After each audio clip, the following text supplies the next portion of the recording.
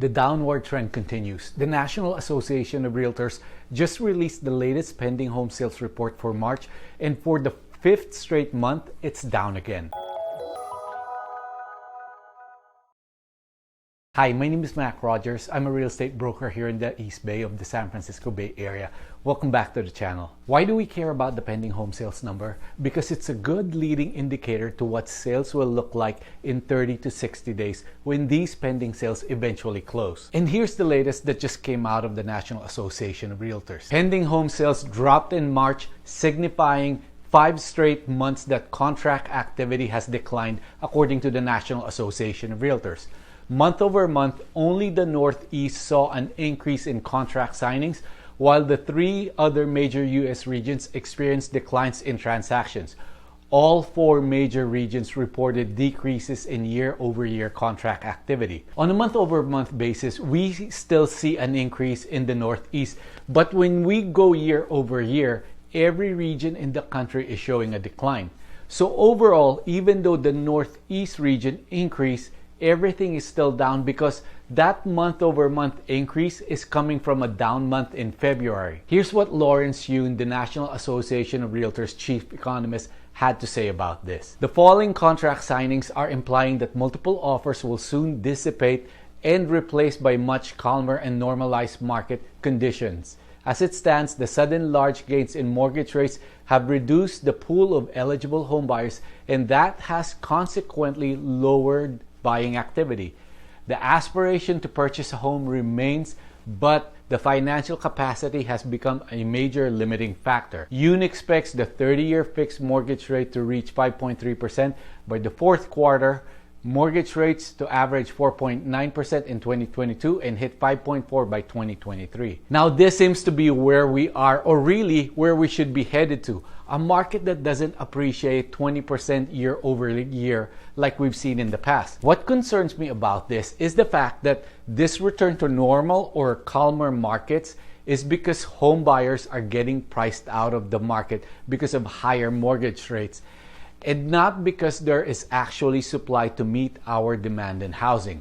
In other words, things are just getting more expensive, and there are still true home buyers out there that desperately needs or wants to buy a house, and the only reason they are not in the market is because they can't afford it. I think this is not good because we are not really solving the problem of the housing shortage. And if this slowdown continues, the new home builders will also start cutting back on building new homes because they don't want to be left with inventory that they can sell, and that will further exacerbate the problem again. Now, depending on what data you look at, we are short either 4 to 6 million homes in this country, and that's not being solved. Inflation is a big thing that is affecting everyone right now. I believe at my last check, we are at 7% or maybe higher. So inflation, higher mortgage rates, and home prices still appreciating at this point has led to year-over-year increase of 31% in mortgage payments. That means if you were lucky enough to buy last year, you are paying 31% less overall. That's a huge amount. No wonder a lot of people or a lot of buyers are getting priced out. So really, it's going to look like for this year, our overall existing home sales will be going down when compared to previous years. As I have mentioned earlier, we are not really solving the problem of supply, and we can actually see this in home prices. Currently, there is no danger of home prices declining. It will slow down. No more high double-digit gains, back to 5% to 8%. Take note, I said currently there is no danger. Things can change rapidly, and I've seen this before.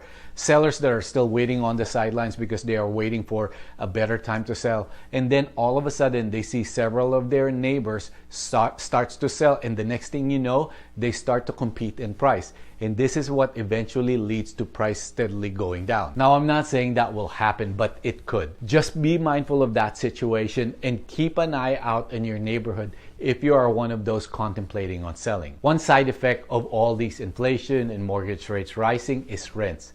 Rents keep climbing, and a lot of renters are starting to really consider buying a home. But guess what's going to stop most of these renters entering the market?